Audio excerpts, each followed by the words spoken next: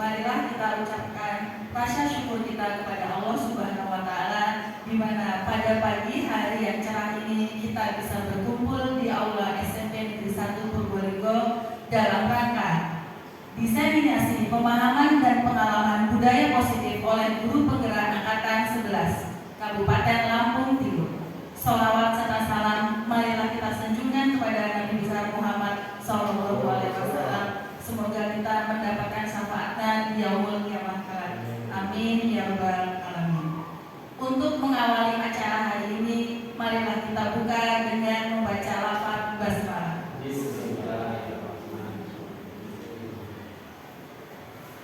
Acara selanjutnya yaitu menyanyikan lagu Indonesia Raya. Kepada Bapak Ibu Dewan Guru dipersilakan berdiri.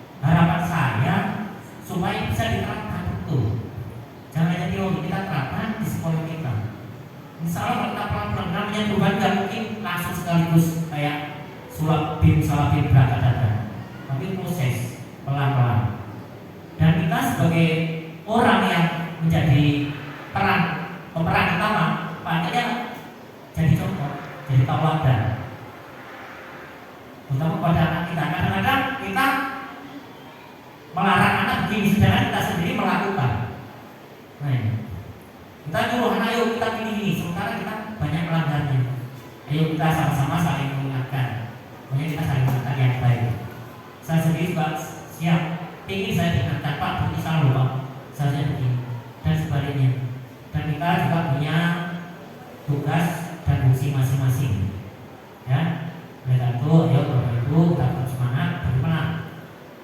sekolah kita ini akan lebih baik. Terutama nggak usah anak itu harus tidak harus semua itu, yang pentingnya etika. Anak yang ngerti sopan santun, ngerti agama. Dan kita kan nggak pasti itu apa. Ya udah tuh, yuk dengan kegiatan seperti ini, sampai kita tugas supaya lebih baik lagi. Dan untuk dalam hal pembelajaran, ayo kita perbaiki. Silakan Bapak Ibu kalau mau belajar tidak harus di kelas, silakan juga keluar. Yang penting anaknya senang dan potensi yang ada di anak itu bisa tersampaikan. Ya kalau kita sendiri di kelas terus terang, gampang bosan. Kan banyak sekali Bapak Ibu untuk kegiatan yang CPG ini, ada yang SBG-nya, ada yang itu.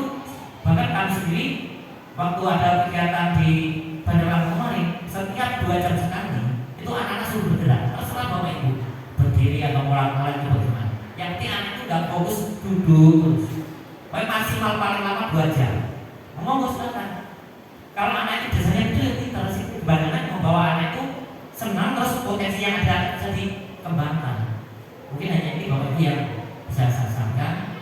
Mudah-mudahan dengan ini Bapak Ibu juga nambah imun dan bermanfaat terutama bagi diri sendiri dan umumnya kepada instansi kita yaitu SMP Negeri 1 Purworejo.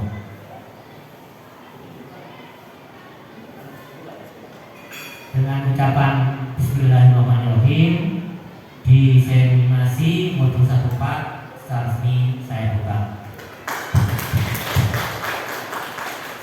Sekian saya akhiri. Wassalamualaikum warahmatullahi wabarakatuh.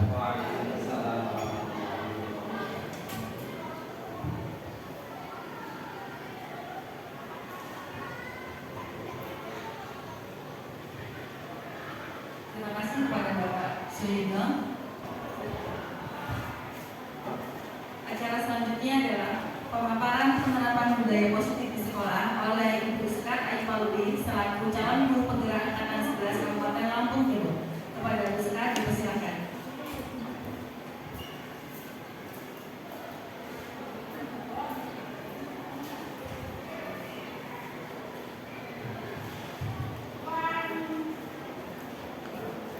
Assalamualaikum warahmatullahi wabarakatuh.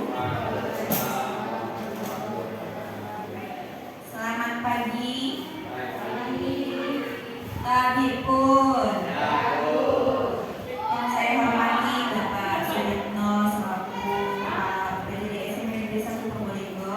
Yang saya hormati Bapak Ibu guru beserta staf tata usaha SMP Negeri 1 Purworejo. Pertama-tama marilah kita mengucapkan puji syukur kita kehadirat Allah Subhanahu wa taala yang telah memberikan kita banyak kenikmatan sehingga kita dapat berkumpul di aula ini dalam acara diseminasi pemahaman dan penerapan pengalaman budaya positif yang akan disampaikan oleh saya sendiri. Dan kemudian salawat serta salam senantiasa kita curahkan kepada junjungan kita Nabi besar Muhammad yang akan kita nantikan syafaatnya kelak di yaumul akhir nanti. Bapak Ibu, untuk acara selanjutnya akan saya pandu sendiri selaku presenter atau penyaji materi. Di acara ini saya akan menyampaikan diseminasi pemahaman dan penerapan pengalaman budaya positif yang sudah saya lakukan selama saya belajar menjadi calon guru penggerak angkatan 11 tentang modul 1.4 yaitu budaya positif. Boleh slide selanjutnya Ibu. Dalam budaya positif ini ada yang namanya konsep inti budaya positif, yaitu yang pertama adalah perubahan paradigma pembelajaran, yang kedua disiplin positif, ketiga motivasi perilaku manusia, yang keempat kebutuhan dasar manusia, yang kelima nilai-nilai kebajikan, dan keenam ada keyakinan kelas, kemudian posisi kontrol guru, dan yang terakhir adalah segitiga restitusi. Namun sebelum saya beralih ke materi berikutnya, saya akan mengajak Bapak Ibu untuk melakukan ice breaking terlebih dahulu. Boleh? Silakan berdiri Bapak Ibu.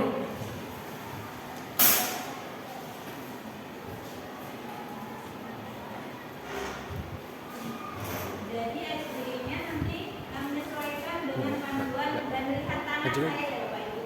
Nah, kita tes dulu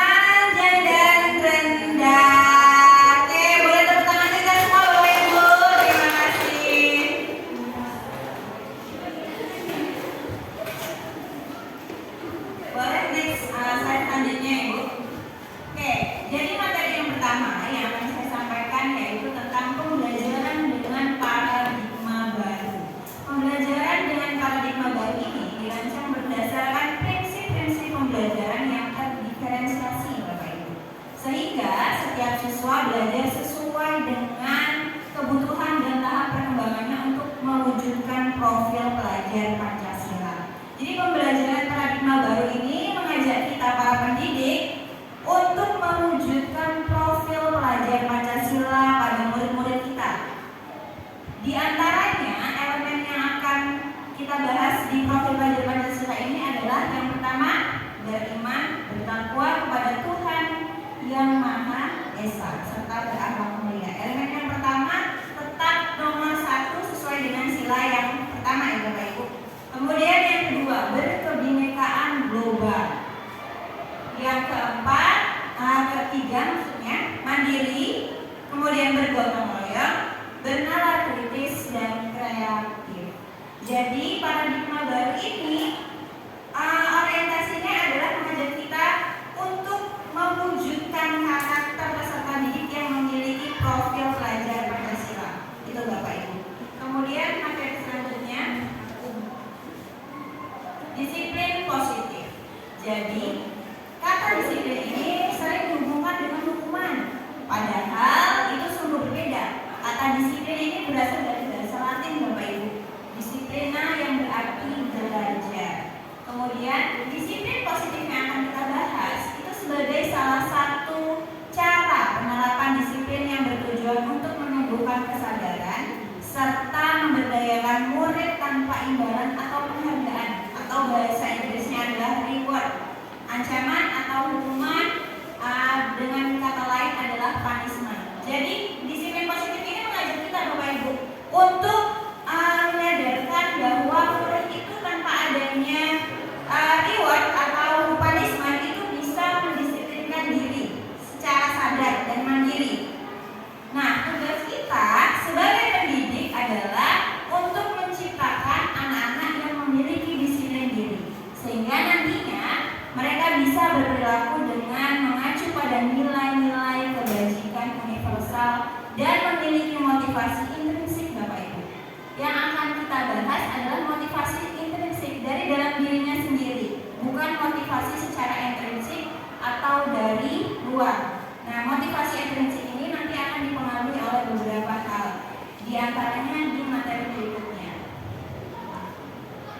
Materi berikutnya, nilai-nilai kebajikan. Apa sih yang dimaksud dengan nilai-nilai kebajikan? Ternyata nilai-nilai kebajikan ini adalah nilai yang berasal dari sifat-sifat positif manusia yang merupakan tujuan mulia yang ingin dicapai oleh setiap individu. Nilai-nilai ini bersifat universal Bapak Ibu, jadi tidak melihat yang namanya bahasa, agama, suku bangsa, ataupun latar belakangnya. Nah, dengan mengaitkan nilai-nilai kebajikan yang diyakini oleh seseorang, diharapkan motivasi intrinsiknya ini akan terbangun, sehingga menggerakkan motivasi dari dalam diri untuk mencapai tujuan mulia yang diinginkan. Sebagaimana di awal tadi, di paradigma pembelajaran baru kita sudah mengetahui ada gambar profil pelajar Pancasila ya Bapak Ibu ya. Oke, ternyata tujuan nilai-nilai kebajikannya itu adalah untuk menumbuhkan karakter agar terwujud profil pelajar Pancasila. Jadi tujuan utamanya sesuai dengan paradigma pembelajaran baru. Selanjutnya Bu. Selanjutnya ada materi kebutuhan dasar manusia. Jadi kebutuhan dasar manusia ini adalah segala sesuatu yang kita lakukan untuk mendapatkan apa yang kita inginkan. Nah, seluruh tindakan yang kita lakukan pasti memiliki tujuan tertentu, dan semua usaha terbaik yang kita lakukan adalah dalam rangka untuk memenuhi apa sih Bu? Memenuhi kebutuhan dasar kita sebagai manusia. Selanjutnya, nah ternyata ada 5 kebutuhan dasar manusia. Yang pertama adalah bertahan hidup. Tetap yang pertama adalah bertahan hidup. Berkaitan dengan apa saja sih Bapak Ibu? Berkaitan dengan hal misalnya kesehatan, rumah, dan makanan. Kemudian yang kedua ada kasih sayang dan rasa diterima. Berkaitan dengan apa? Mengisi tangki cintanya. Ya. Jadi berkaitan dengan rasa kasih sayang. Nah, penguasaan yang nomor 3 ini adalah menguasai supaya dirinya itu bisa diapresiasi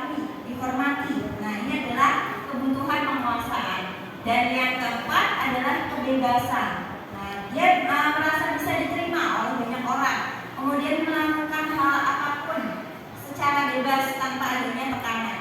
Dan yang terakhir adalah kebutuhan akan kesenangan, bisa dicari dengan cara bermain atau misalnya melakukan kegiatan canda tawa atau humor, dan antusiasme atau yang membuat kita itu menjadi tertawa.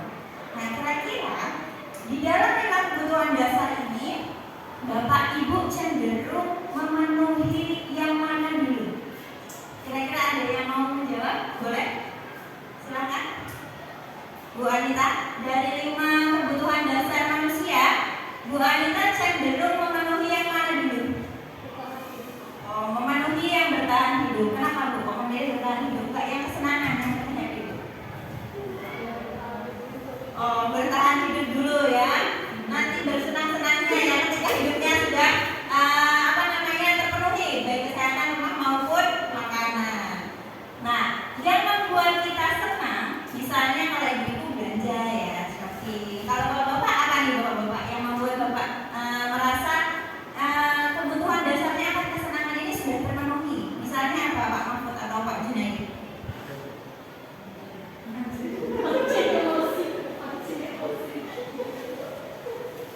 Memancing ya, memancing itu bukannya nambah stres ya Pak? Oke. Ternyata bapak-bapak senangnya memancing, kalau ibu-ibu senangnya berbelanja. Oke, selanjutnya. Ternyata 5 kebutuhan dasar manusia itu cenderung untuk memotivasi 3 perilaku manusia. Jadi ada 3 motivasi perilaku manusia itu. Yang pertama, manusia itu melakukan kegiatan untuk menghindari ketidaknyamanan atau hukuman. Nah, jadi dia merasa tertekan. Yang kedua, untuk mendapatkan imbalan atau penghargaan dari orang lain. Ya, berarti karena ini dipuji. Terus yang ketiga, untuk menjadi orang yang mereka inginkan dan menghargai diri sendiri dengan nilai-nilai yang mereka percayakan. Ternyata Bapak Ibu, untuk yang nomor 1 dan nomor 2 itu lebih ke motivasi secara ekstrinsik. Jadi motivasinya berasal dari luar. Nah, kemudian yang nomor 3 atau terakhir, karena dia menghargai diri sendiri dan mereka percaya akan nilai-nilai yang ada pada dirinya sendiri, itu justru motivasi yang timbul secara intrinsik dari dalam diri manusia. Kira-kira dari ketiga motivasi perilaku ini, Bapak Ibu cenderung ketika melakukan sesuatu itu berada di motivasi ekstrinsik atau intrinsik? Intrinsik ya? Alhamdulillah, berarti sudah ideal. Motivasinya ketika melakukan sesuatu berasal dari dalam diri sendiri, tidak berdasarkan hukuman atau karena penghargaan. Tetapi coba kita refleksi Bapak Ibu, ketika kita mengajar di kelas, anak-anak kita atau siswa kita itu ketika bertindak atau berperilaku cenderung melakukannya karena apa? Motivasi ekstrinsik atau intrinsik? Ekstrinsik ya, lebih banyak ekstrinsik. Tetapi ada nggak murid-murid kita yang punya motivasi secara intrinsik? Ada. Tapi jumlahnya lebih banyak yang secara ekstrinsik. Oke, boleh lanjut Ibu. Di sini ada perbedaan hukuman, konsekuensi dan restitusi. Nah, hukuman sudah terdengar misalnya disuruh nyapu. Ternyata hukuman itu apa sih yang membedakan? Kalau hukuman itu untuk menghentikan perilaku negatif dan memberikan efek jera. Hukuman digambarkan sebagai sesuatu yang menyakitkan dan harus terjadi mau tidak mau, membuat murid atau anak merasa tidak nyaman dalam jangka waktu yang panjang. Dan sifatnya kalau hukuman hanya satu arah nih Bapak Ibu. Jadi misalnya anaknya itu tidak diajak komunikasi, maka bersifat hanya satu arah. Jadi hukuman ini hanya diucapkan atau diperintahkan oleh satu orang. Perbedaannya dengan konsekuensi, untuk konsekuensi adalah hasil dari tindakan yang dilakukan oleh siswa tanpa keterlibatan langsung dari seorang guru dan bersifat logis, berkaitan langsung dengan tindakan siswa. Konsekuensi membantu siswa untuk memahami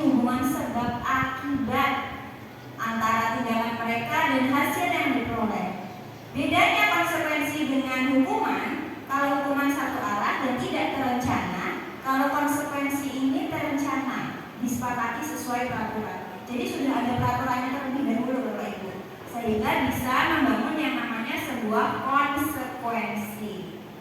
Yang ketiga ada restitusi. Apa sih perbedaannya? Restitusi itu ternyata adalah upaya untuk memperbaiki kerugian atau kerusakan yang diakibatkan oleh tindakan siswa. Fokusnya adalah pada pemulihan dan tanggung jawab. Jadi untuk mendorong siswa itu memperbaiki sesuatu situasi atau sesuatu yang mereka ciptakan. Di dalam restitusi, siswa ini dibantu untuk memahami konsekuensi sosial dan moral dari tindakan mereka itu apa. Dan yang terakhir adalah mengajarkan murid untuk mencari solusinya sendiri. Dari ketiga ini, mana yang sering dilakukan Bapak Ibu? Menghukum, memberikan konsekuensi, atau restitusi? Ya, hukuman dan konsekuensi, karena sudah jelas ada aturannya ya Bapak Ibu ya. Pernahkah Bapak Ibu secara tidak langsung melakukan kegiatan restitusi?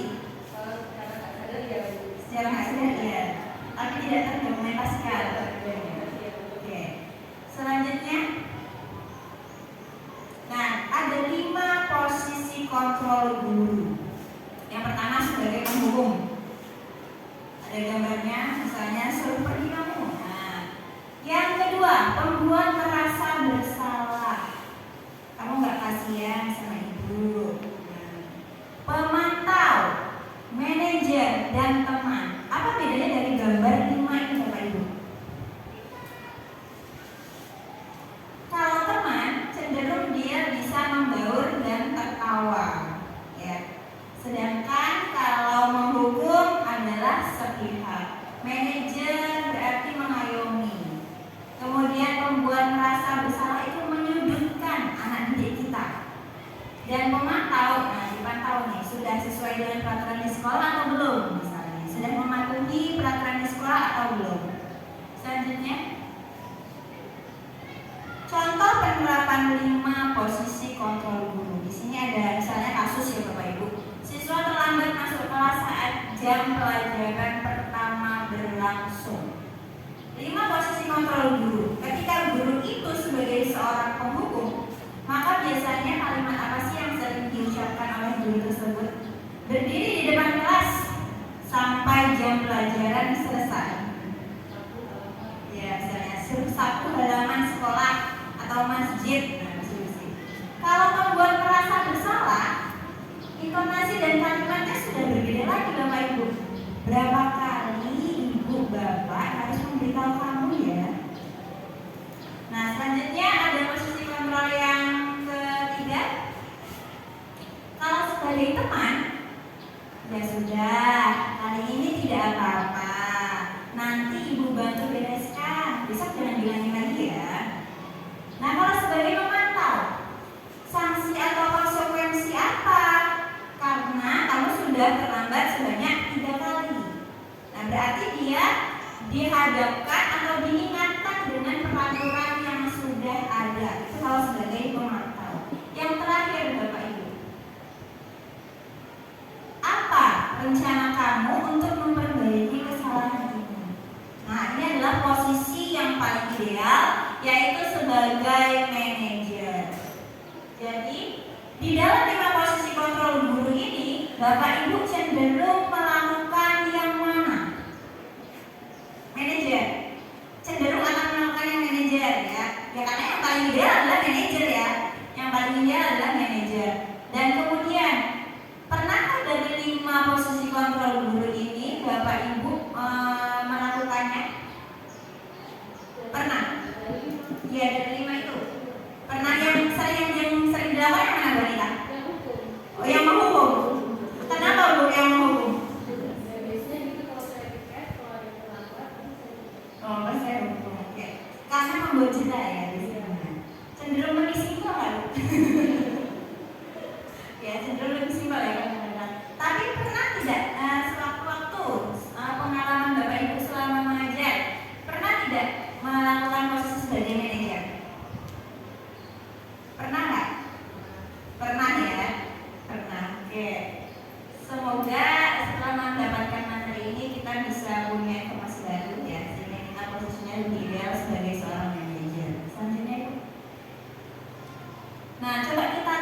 dulu.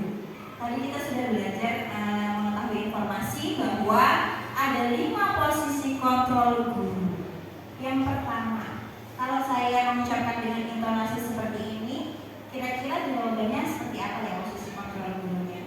Saya kecewa sekali dengan kamu. Posisi kontrolnya sebagai apa? Iya, membuat merasa bersalah. Masih ingat ya Bapak Ibu? Selalu pasti jadi yang terakhir datangnya. Ya. Selalu pasti jadi yang terakhir datangnya.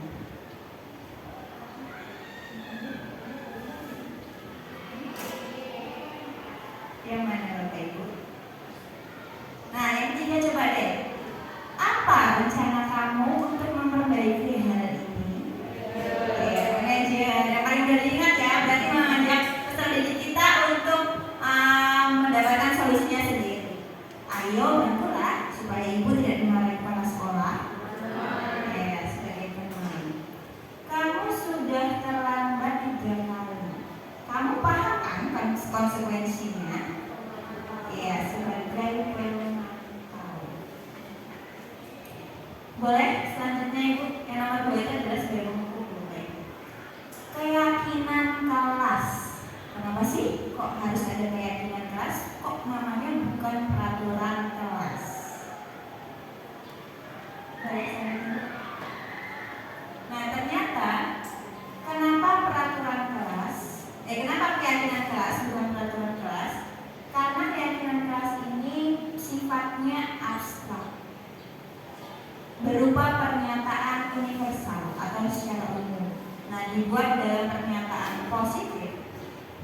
Sedikit aja Bapak Ibu membuat keyakinan kelas itu tidak perlu banyak-banyak. Nah, sesuai dengan kondisi kelas dan sekolah agar mudah diterapkan. Jadi dijadikan dulu aspirasinya, siswa ini ingin kelasnya atau sekolahnya seperti apa. Yang keenam, semua warga kelas atau sekolah dilibatkan saat membuat keyakinan kelas. Di awal tadi ada pertanyaan, kenapa keyakinan kelas kok bukan peraturan kelas? Karena kalau keyakinan kelas, siswanya merasa dilibatkan. Ketika ada peraturan kelas atau peraturan sekolah, kita merasa dilibatkan untuk membuat tidak Bapak Ibu? Yang sudah terjadi? Tidak ya, karena peraturan cenderung dibuat satu arah. Dan ini adalah kegiatan saya kemarin di kelas 8C untuk membuat praktik keyakinan kelas. Ini adalah hasil secara keseluruhan. Next Ibu. Nah, ternyata dalam membentuk tahapan pembuatan keyakinan kelas itu untuk memudahkan Bapak Ibu sekalian, ini ada 5 tahapan. Jadi tahapan yang pertama adalah menggali dulu Bapak Ibu peraturan-peraturan yang perlu disepakati. Terus peran kita sebagai guru itu apa? Peran kita sebagai guru itu memfasilitasi curah pendapat dengan murid. Nah, gurunya bisa menggunakan post-it atau sticky note. Jadi untuk menuliskan peraturan apa saja yang akan disepakati dan memimpin diskusi secara langsung. Di situ ada kegiatan saya membagi kertas sticky note, kemudian siswa menuliskan peraturan seperti apa yang mau disepakati dan ditempelkan pada kertas plano. Kalau tidak ada kertas plano, boleh ditempelkan di papan tulis langsung Bapak Ibu ya, menyesuaikan dengan kondisi. Kemudian tahap yang kedua, nah ini kegiatannya.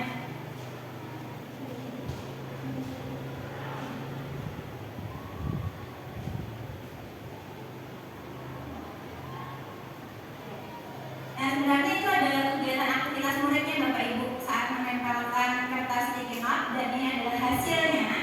Ya, ketika mereka sudah selesai menempelkan kertas sticky note yang berisi peraturan-peraturan kelas yang akan mereka sepakati. Oke. Boleh next. Tahap yang kedua adalah mengubah peraturan yang sudah ditulis itu tadi sama anak-anak Bapak Ibu ke arah kalimat positif.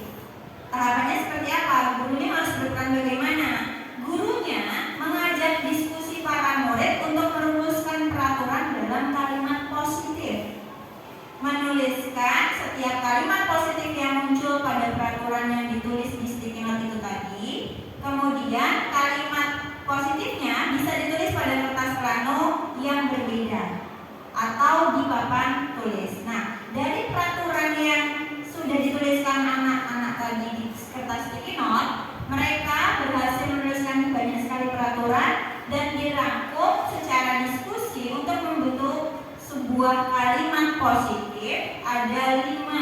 Yang pertama, menjaga kerapihan. Ayo menjaga kebersihan. Ketiga, mari berkata yang sopan. 4, berperilaku yang baik. Dan 5, mematuhi peraturan. Jadi ketika sudah berada di tahap yang kedua, kalimat positif ini tidak ada kata dilarang atau jangan Bapak Ibu, karena mengharapkan anak-anak untuk membuat kalimat positif. Tahap yang ketiga, ini aktivitas murid sama gurunya.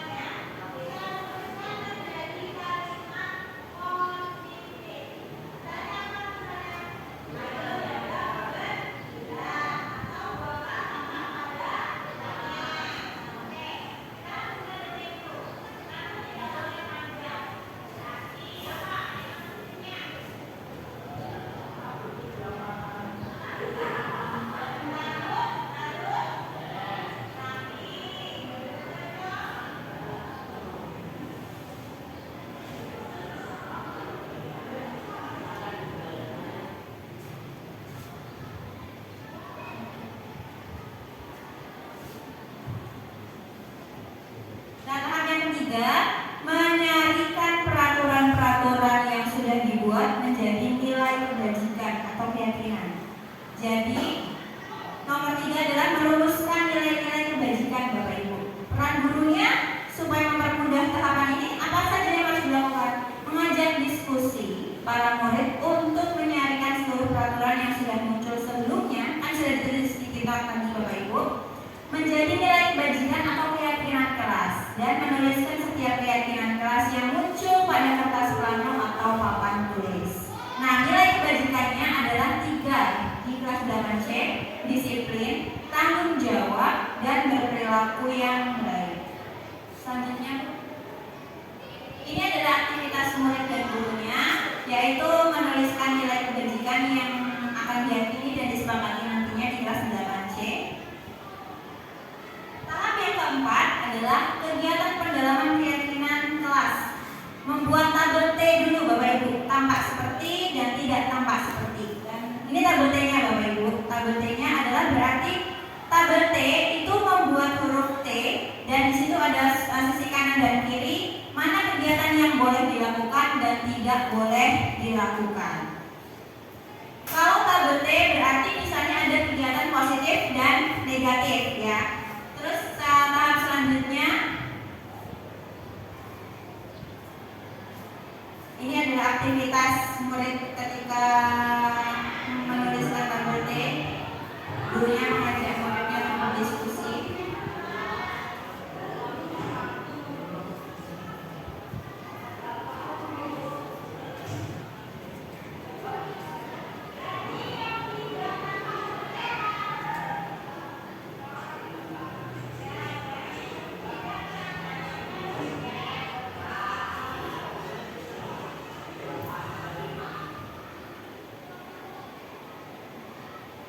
Kalau tadi tabel T, sekarang tabel Y Bapak Ibu. Tabel Y itu adalah membentuk huruf Y. Di situ ada 3, ada yang terlihat, terdengar, dan bisa dilakukan atau dilihat melalui perilakunya. Kegiatan pendalaman keyakinan kelas ini, gurunya berperan mengajak diskusi para murid menuliskan tabel Y.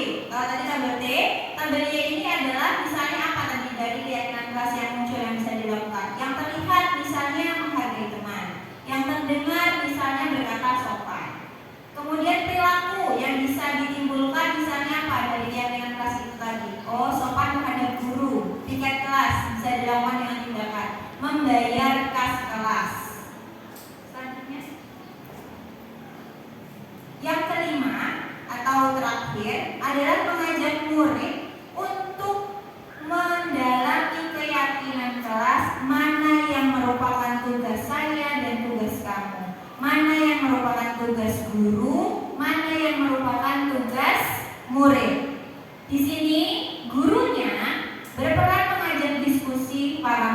dengan menggali apa sih yang menjadi tanggung jawab guru dan tanggung jawab murid di kelas dan di sekolah, dan apa yang bukan menjadi tanggung jawab guru serta murid baik itu di kelas maupun di sekolah.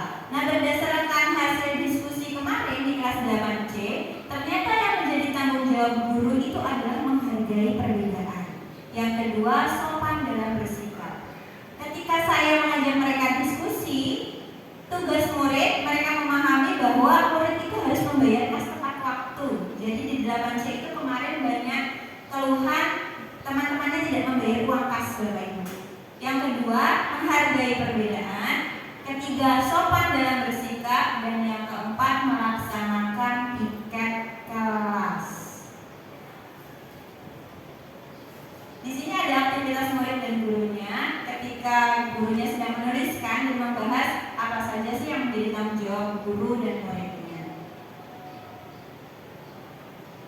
Setelah berhasil melalui 5 proses tahapan pembuatan keyakinan kelas tadi, supaya itu menjadi kesepakatan bersama, maka murid-muridnya diajak untuk membuat tanda bukti keyakinan kelas yang sudah disepakati. Nah, terkhusus kemarin saya melakukannya di kelas 8C. Jadi di sini saya mengajak anak-anak saya di 8C itu untuk menempelkan kertas sticky note yang berisi tanda tangan mereka bahwa mereka sudah menyepakati keyakinan kelas. Ini ada aktivitas murid dan gurunya.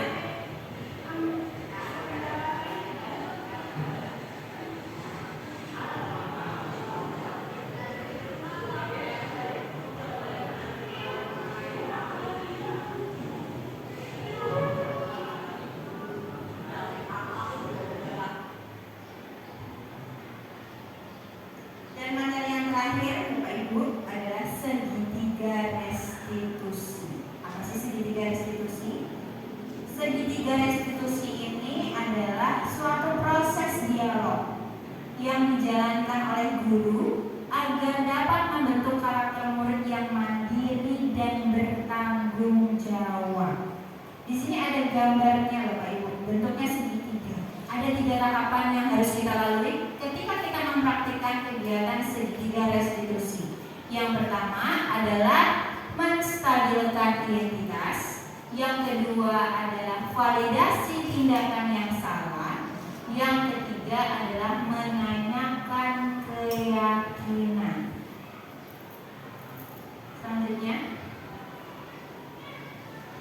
tahapan yang pertama adalah menstabilkan identitas. Itu tujuannya apa sih menstabilkan identitas ini? Berdasarkan prinsip membuat kesalahan itu sebenarnya adalah bagian dari proses pembelajaran, Bapak Ibu.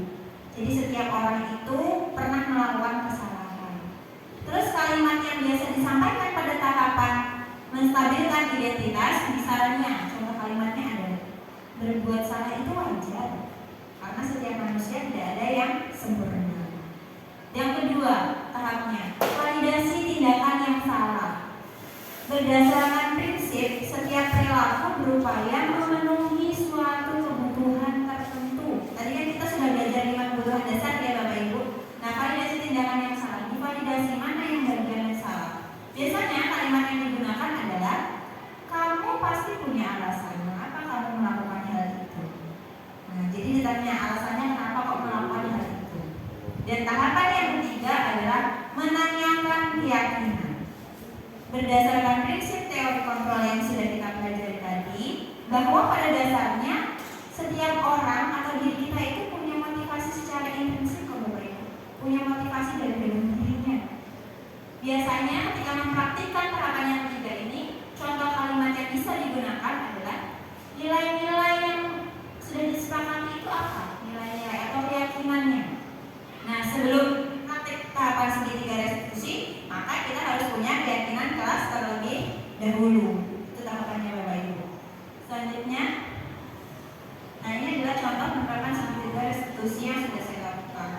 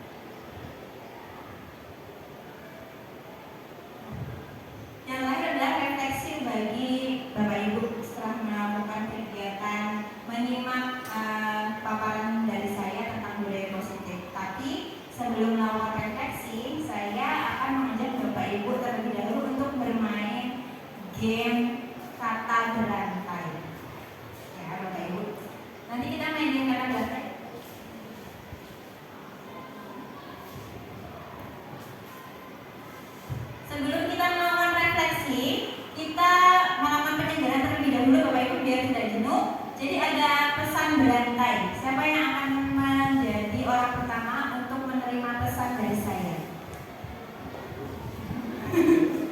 Siapa yang akan menjadi orang pertama untuk menerima pesan dari saya? Oke.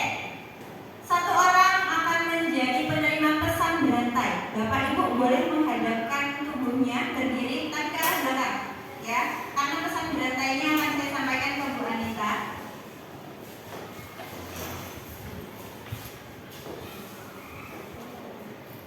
Bu Anita, dari pesan berantai yang sudah saya sajikan ada 6 pesan. Bu Anita mau pilih yang nomor berapa?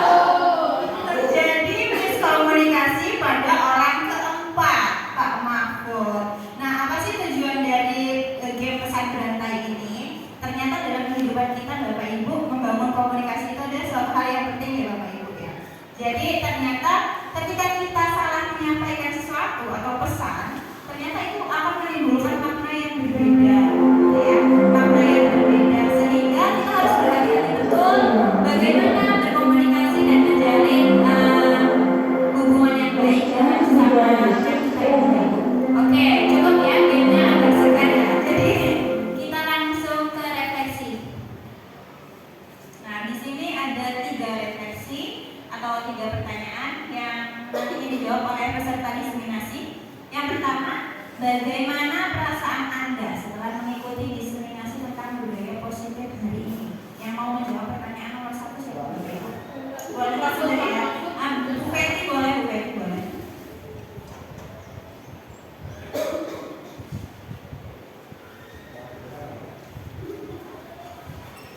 Perasaan saya senang, alhamdulillah dapat ilmu baru. Bagaimana kita harus menyikapi anak-anak didik kita, semoga kedepannya jauh lebih baik lagi. Terima kasih untuk Ustaz. Terima kasih menjadi asosiasinya.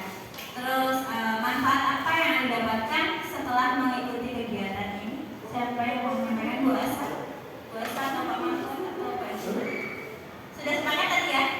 Sudah sepakat sama siapa? Bu Dina mau menjawab pertanyaan yang kedua? Boleh, silakan Ibu.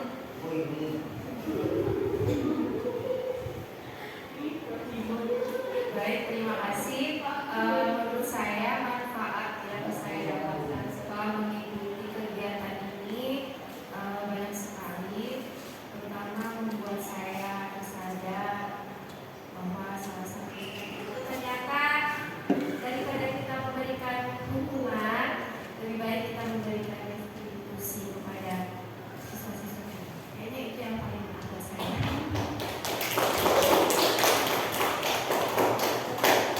Yang terakhir, apa hal menarik yang Anda dapatkan dari materi yang sudah saya sampaikan pada kegiatan ini? Dari materi ya, materi bagian mana Bapak Ibu yang membuat Bapak Ibu tertarik? Ya, siapa yang mau memberikan masukan? Oke, boleh Bu Hasan menjawab pertanyaan nomor 3. Oke, boleh Bu Hasan menjawab pertanyaan nomor 3. Hal menarik yang Anda dapatkan dari materi yang sudah disampaikan pada kegiatan. Hal menarik yang saya dapatkan pada kegiatan hari ini adalah di SPP-nya ya. Karena SPP-nya yang tadi panjang pendek, kemudian yang tadi sama yang sandaran. Karena itu juga buat pembelajaran baru buat saya juga, karena nanti akan saya lakukan di kelas supaya anak-anak tidak siswa tidak bosan. Terima kasih Bu Asa. Atas presentasinya hari ini. Boleh Bapak Ibu kita berikan tepuk tangan untuk kegiatan kita hari ini. Terakhir. Jadi seluruh rangkaian kegiatan pada hari ini tentang diseminasi pemahaman dan pengalaman budaya positif. Saya akan tutup dengan sebuah kalimat. Sebagai pendidik, tujuan kita adalah menciptakan anak-anak yang memiliki disiplin diri, sehingga mereka bisa berperilaku dengan mengacu pada nilai-nilai kebajikan universal dan memiliki motivasi intrinsik bukan secara ekstrinsik. Nah, ini saya dapatkan dari modul pada materi disiplin positif ya Bapak Ibu. Terakhir,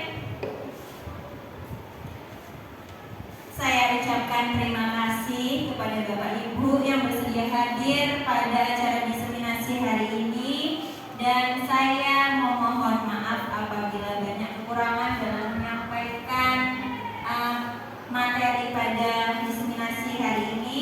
Kemudian saya mohon maaf apabila telah meminta Bapak Ibu meluangkan waktunya untuk menjadi peserta pada diseminasi hari ini. Akhir kata, wassalamualaikum warahmatullahi wabarakatuh.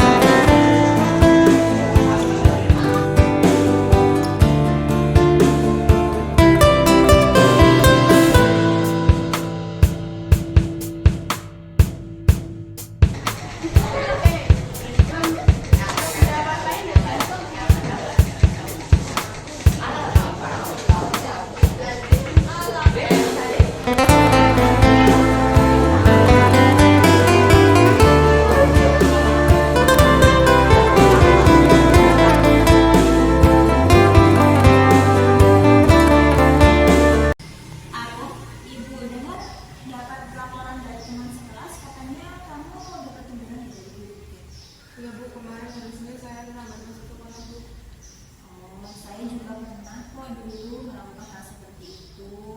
Kamu pasti punya alasannya kenapa dan kamu terlambat. Iya Bu, kemarin Bu Senin saya bangun kesiangan dan bapak saya mogok Bu. Oh begitu. Tapi kamu masih ingat tidak nilai-nilai kebajikan apa yang pernah ibu ajarkan di kelas? Saya masih ingat Bu, kita harus disiplin dan patuh terhadap peraturan sekolah. Nah, kalau sudah ingat, mari kita amalkan nilai-nilai kebajikan yang sudah kita sepakati dan menjadi keyakinan di kelas kita.